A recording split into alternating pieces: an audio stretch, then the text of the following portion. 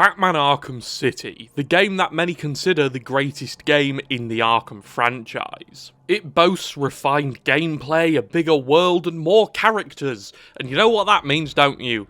More complicated additions to the already complicated Arkhamverse timeline.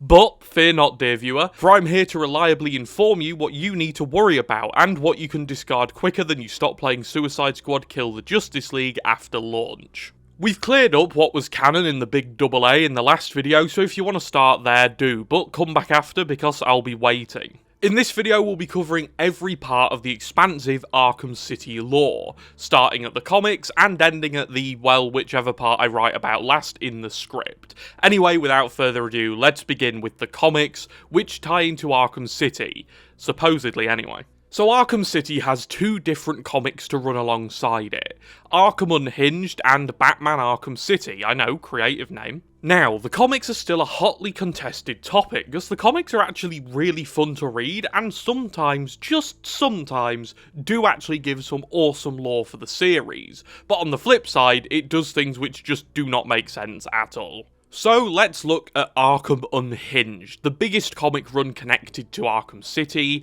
and oh my god, this is a minefield. Much like in Arkham Asylum though, some events that happen in the comics do happen in the game, so these are undoubtedly canon. The most obvious example of this is the story Catwoman and Two-Face. A three-part story found in Arkham City which shows us the bedrock of the feud between Miss Kyle and the former district attorney. And it also gives us a look at how Catwoman ended up in Arkham City to begin with. So this is canon. Basically, a rule of thumb with Arkham comics is that if it's backed up by a story told in game, take it as canon. If it isn't, don't. But also, you can if you want to. See, it's a minefield. See, the Arkham Unhinged comics are actually really cool, and give us some awesome Arkham adjacent stories, showing us a lot of different characters, more information and lore surrounding existing characters we already met back in Asylum, but while they do all this, they also contradict the game's timeline pretty often. My favourite example of this is Batman meeting Azrael after fighting Bane in the church. Now, if you've played Arkham City, you'll know this doesn't make any sense, because Batman doesn't know who Azrael is when they first meet in the game, and this is just one example of many of the comics just kind of making stuff up. But that being said, a lot of issues are canon and feature flashbacks, lore, and overall support the games pretty well. Like I said, the comics are a minefield, but honestly, it's pretty simple. If it has the backing of the games, it's definitely canon. If it has no contradictions with the games, err on the side of caution, but it is probably canon, and if it has a single contradiction, it's not canon because the games are the source material, so take precedent over that. Except for one tiny exception which we'll get into later, because again, nothing's ever easy with the Arkham timeline. I'd like to say it sounds simple, almost too simple, and that's just how it goes with the Arkham series. But what about the Arkham City comic titled Arkham City? This bridges the gap between Asylum and City, and well, unlike the Arkham Unhinged comics, this follows one story, taking place between Asylum and City, and well, there's only one line of dialogue which might render this non-canon, but don't worry, with a little common sense we can easily glance this away and actually render it canon. So in the game, Joker says this. I haven't seen you for... how long has it been? Let's see. There was an asylum, some monsters, and oh, that's right. You left me to die. But in the comic, Joker and Batman do quote-unquote meet, although it's very brief and not very meeting-like, meaning that this line wouldn't make sense given that Joker references Arkham Asylum as their last official meeting. But let me drop some ball knowledge on you here. This story was also written by the great Paul Dini, the writer behind the main story, and on top of this, the City story titled A Sick Plan, which I've actually gone through on this channel before, but to summarise in very simple simple terms here, Batman chases Joker and Harley after they escape Arkham Island and blows their boat up, leading to them to end up inside Arkham City. So technically this could also count as a meeting, but it doesn't, given that this is actually in the game as an unlockable bit of lore. So my conclusion for this is that Joker only counts his and Batman's last meeting as the Asylum fight, because that was their last real fight and quote-unquote time spent together.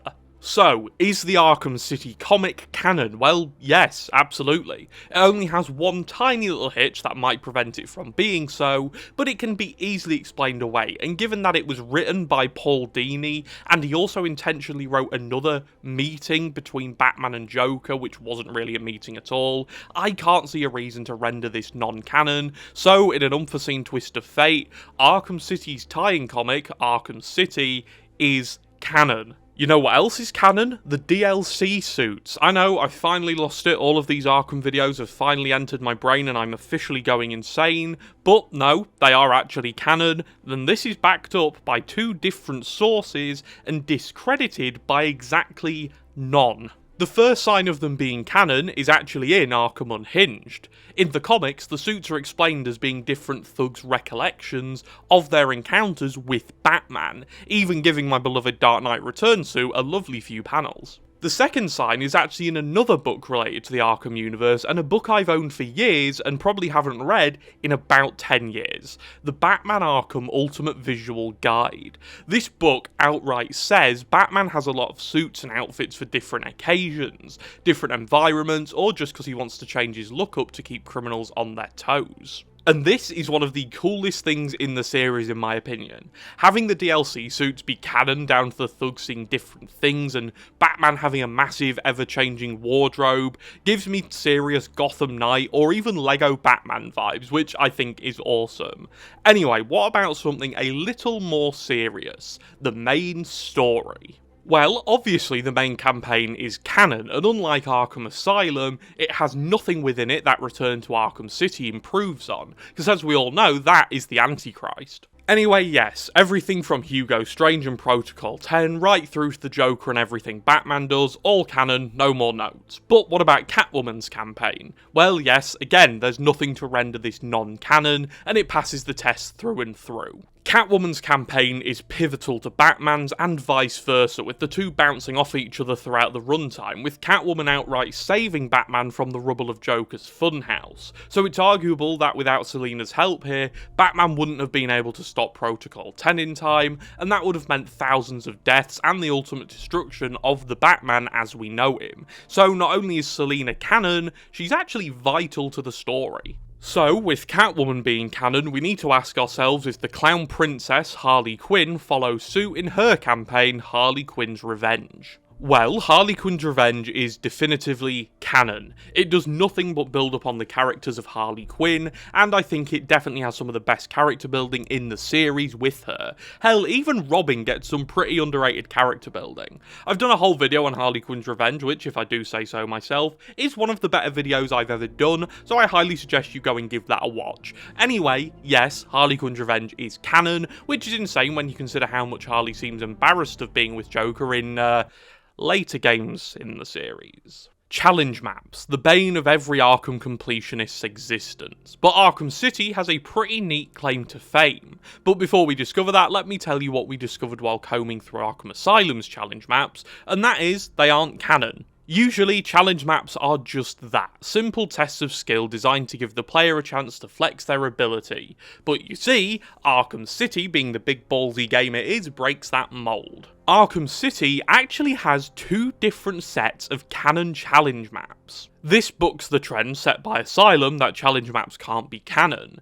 See, the first group of canon challenge maps are the Black Mask maps, but these are only canon if you play them as Robin or Nightwing, and these would take place before the events of the main game. See, Black Mask actually escaped Arkham City, as you can find out in the game in the story titled Black Mask, which gives us a look at just how he escaped. Roman Sionis, aka Black Mask, is the first and only inmate to have escaped from Arkham City. Using explosives stolen from the Penguin, he waited until the Tiger shift change, blasted his way through the containment wall, and went on the run in Gotham City. Furious, Hugo Strange ordered his Tiger operatives onto the streets to focus all their attention on finding Black Mask, who was finally recaptured after a violent siege at the meatpacking plant he owned. Promising that no one else would ever escape again, Strange fitted a series of automated machine guns to the walls of Arkham City, designed to kill anyone else who dared to try. So this is how he escaped and was subsequently recaptured, but to get the full story we need to look at Arkham Unhinged issues 35 to 37, where we find out that he got his old gang back together along with Firefly and set up their base in a meatpacking plant, the same plant we fight through in the stealth map of the Pack. We then discover they wanted to raid a Tiger shipment on a train but are stopped by Robin and Nightwing before they can get away with anything. That is the 2.5D combat map of the Pack. So yes, this also confirms issues 35 to 37 of Arkham Unhinged to be canon, and the maps if you play them as Robin or Nightwing, which is pretty cool because it gives us more canon comics and a couple of really fun challenge maps that are in fact also canon, joining a very exclusive club of canon maps. The next two challenge maps to be rendered canon are also only canon if played as Tim or Dick, and that is the Wayne Manor Main Hall Stealth map, and the Armory Combat map.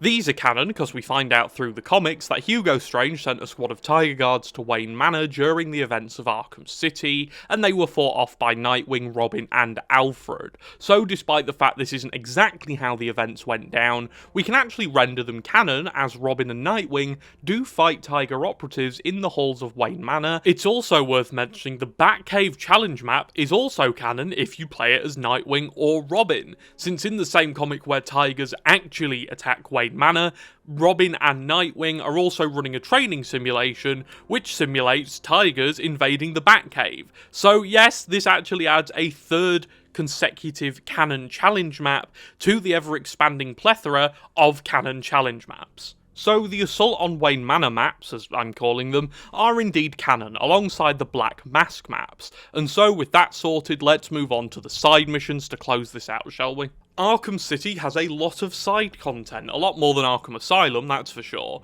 but how much of it is actually worth paying attention to? Well, let's go through all of it, shall we? So starting... No, I'm kidding, I'm not doing that. I have more respect for myself than to assume you don't understand that all of it is canon in some way. Hell, it's all canon in every way, perhaps with one tiny exception, but don't worry, I'll patch that up because I have superpowers. The only ones which may not be canon or have a hint of doubt surrounding them are the AR training drills. The initial batch leading up to getting the grapnel boost are all canon. Batman even says he's done enough training and this whole encounter definitely happens. But as for the ones which take place post grapnel boost, I'm not sure. I'm not going to rule them out completely. In fact, it's hard to rule out anything in Arkham City, with Batman saying, "There's still work to do here in Arkham City." And this one line instantly means that every side mission is undoubtedly canon, and so even with my doubts surrounding the gliding challenges, I would err on the side of everything in Arkham City being canon when it comes to the side content. And this includes all of Catwoman's Riddler trophies, and all of Riddler's stuff in general. In my Arkham Asylum video, I had doubts as to whether the Riddler trophies, riddles and challenges, all 240 of them, were canon. After all, after Batman beats the Joker, he leaves the island to fight and capture Two-Face. However, here, with Batman saying he's staying in Arkham City to basically tie up some loose ends, and with Riddler outright refusing to let Batman into the riddle rooms if he doesn't get his challenges done, it's all but certain that Riddler's Arkham City challenges are fully canon. And with no doubts in my mind, this renders every other side mission canon with no real hiccups to note. This also means the Forgotten Tiger cameras and Joker balloons are also canon due to them being a part of the Riddler's Little Collectathon. And finally, the interview tapes. Yes, Arkham City has interview tapes like its older, smaller brother. Arkham City's interview tapes are actually interviews between Hugo Strange and some of the prison's more high-profile inmates, including Joker, Two-Face, Riddler, Mr. Freeze, Catwoman, and the Penguin. Oh, and technically he left a tape behind for Bruce Wayne at the site of his parents' death in Crime Alley, but this isn't really an interview, it's more of a psychological breakdown of Batman. Anyway, not only are these tapes completely canon, but they actually further enhance the overall lore of the game. Mad Hatter's tapes specifically go a long way into teaching us how exactly the already feeble-minded Quincy Sharp became the corrupt puppet of Gotham's political landscape, because he becomes, by the time we meet him in Arkham City, basically a front for Strange's plans, all because Mad Hatter drugs him.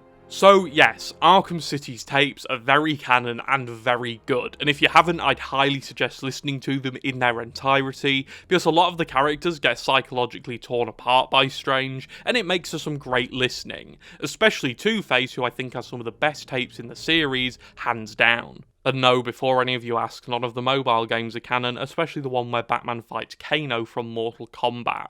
Also, the board game isn't canon, it's just really, really bad. Trust me, I know, I've played it, it's awful. And that's all I have for you today. Let me know what your favourite part of Arkham City's canon content is, and if you've read all the comics, what did you think of them? I've only read a handful, and I have to admit, up until making videos on the Arkham games, I hadn't really read many at all. So making these videos has actually kind of enhanced my knowledge, because I've read quite a few of them now. But anyway, thank you all for watching, I hope you enjoyed it, and I will see you next time. Goodbye, and enjoy yourself out there in the asylum.